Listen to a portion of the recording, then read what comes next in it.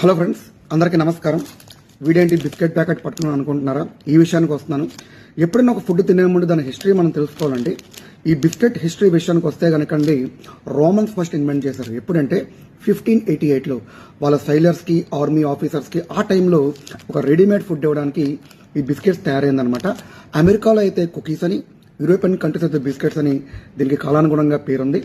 మన ఇండియా విషయానికి వస్తే 1929 మోహన్ లాల్ చౌహాన్ అన్న అతను ఇండియాలో ఇన్వెంట్ చేశాడు.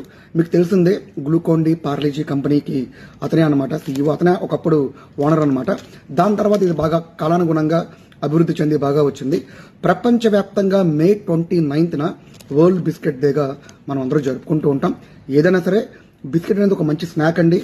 హెవీగా ఆకలినప్పుడు కానీ, టైంపాస్ అవ్వనప్పుడు కానీ, ఈవినింగ్ స్నాక్స్లో కానీ ఈ బిస్కెట్ అనేది చాలా మంచి స్నాక్ అండి. సో కాబట్టి మరొకసారి బిస్కెట్ తినండి, ఎంజాయ్ చేయండి. Thank you.